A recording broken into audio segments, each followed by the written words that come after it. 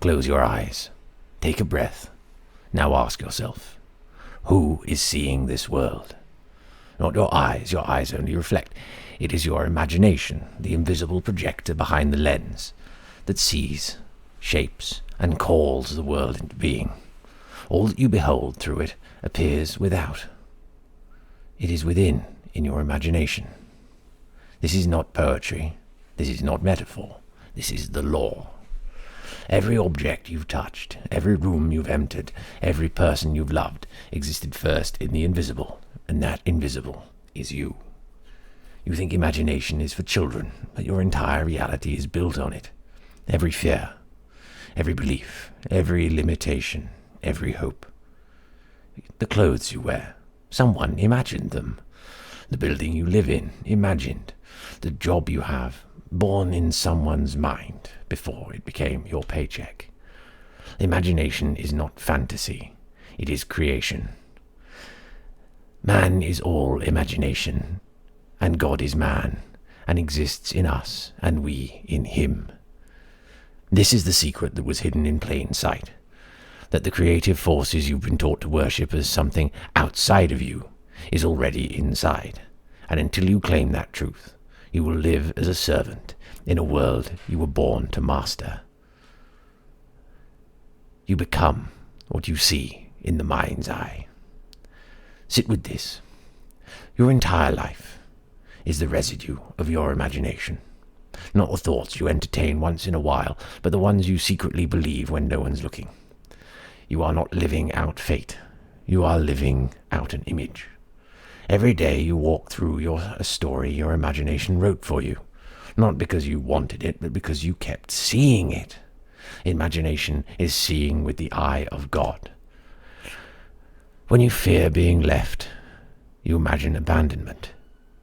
When you doubt your worth, you imagine rejection. When you expect struggle, you imagine lack. And the universe, obedient and neutral, simply mirrors it back. This is not punishment. It is law. A law as real as gravity. You fall into the life you see most vividly in your mind, whether you call it a dream or a nightmare.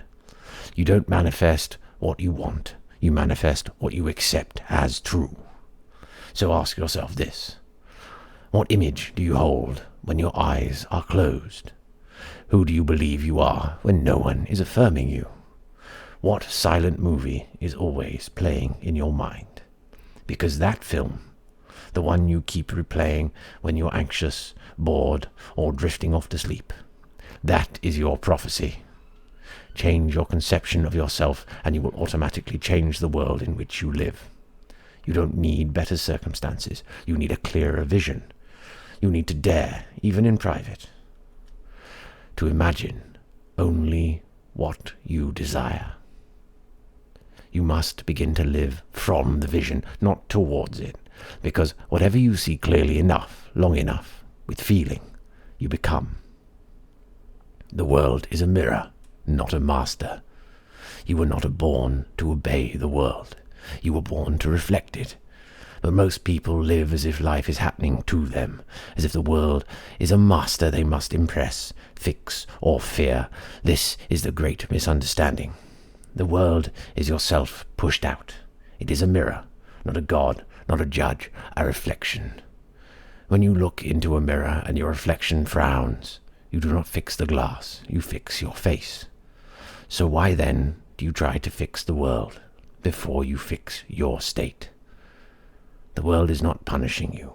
It is revealing you. Every rejection, delay, or closed door is echoing back a belief that you are still carrying. You think it's them. You think it's money, politics, the algorithm, the X, the job market. No, it is your consciousness, reflected. There is no one to change but self. And once you see the world as a mirror, you reclaim your power. You stop chasing, you stop complaining, you stop begging for scraps, because you realize, if I want to change the outer, I must first change the inner, not through force, but through vision. The mirror does not respond to effort, it responds to being, so become what you seek, not by hustling, pleading, or waiting, but by assuming the state of the one who already has it. Feel it real. Live as though. Remain faithful to the unseen, and slowly, subtly, the mirror will shift, not because you fought the world, but because you stopped letting it tell you who you are. Stop worshipping reality. Create it.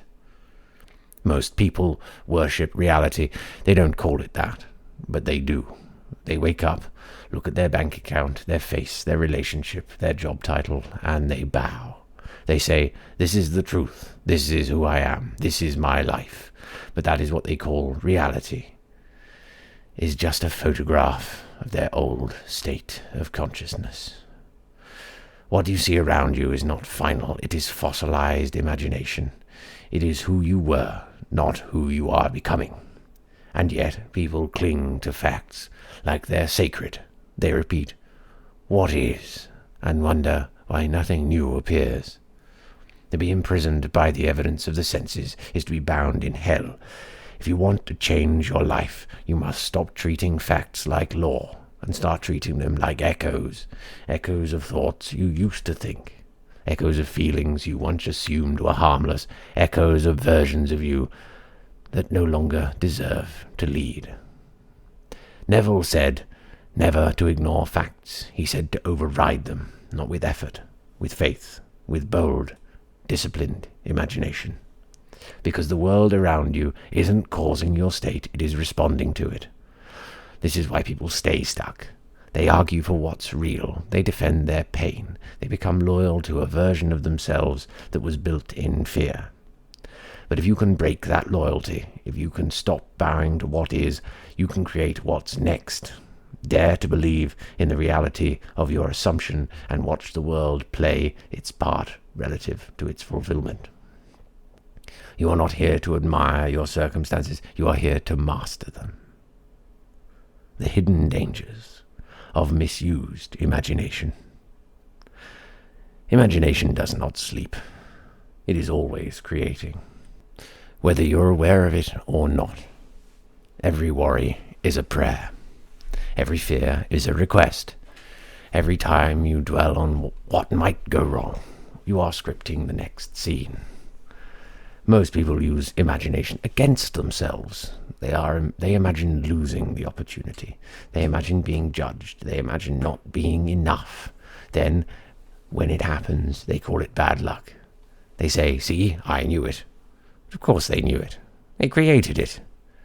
Imagination creates reality, not occasionally, but always.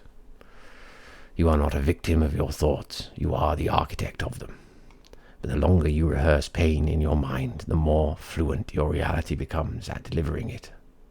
You replay that embarrassing moment. You imagine the argument again and again. You picture yourself failing just so you're not disappointed. That's misused imagination. That's mental sabotage, and it is as powerful as faith. There is nothing wrong in your life that faithful imagination cannot fix, and nothing right that fearful imagination cannot ruin. You don't need more time, you don't need more money, you don't need more qualifications. You need to guard the theatre of your mind, and start refusing entry to every thought that doesn't serve your vision. Because what you accept inside is what will appear outside. How to rewire the script of your life. You were not given imagination to daydream. You were given it to rewrite. Your life is a story, but most people don't write their own. They recycle old ones. Stories they were told as children, stories society whispered, stories their trauma engraved in silence. Change your concept of self, and your world must reflect it. So how do you change the script? You begin in feeling, not in logic, not in facts, not in waiting. You begin by assuming, with the same naturalness as you assume the sun will rise, that your desire already exists. Assume the feeling of the wish fulfilled. Close your eyes. Enter the scene, not as a spectator, but as the main character. Feel the conversation you would hear if it were done. Seal the results from the end, not from the beginning.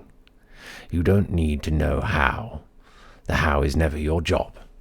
When you persist in this feeling, not once, but daily, calmly, with faith, you begin to shift internally, and the outer world, with all its moving parts, must respond.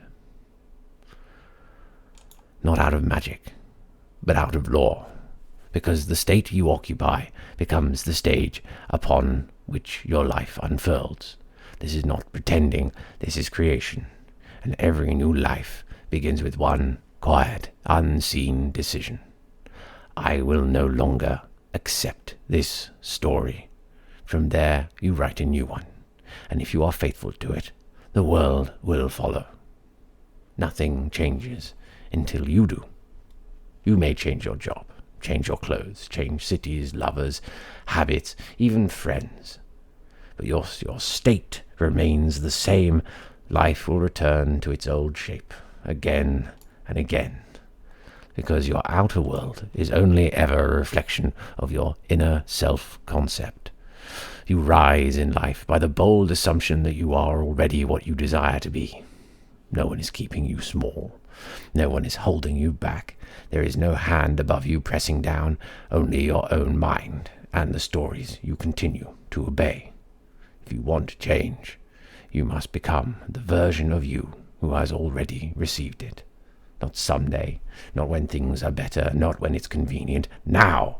You must imagine greater and dwell there. You must release the habit of doubting and remain faithful. You must stop asking the world to give you permission and instead give it direction. Nothing will change until you do. And once you do, you'll see it.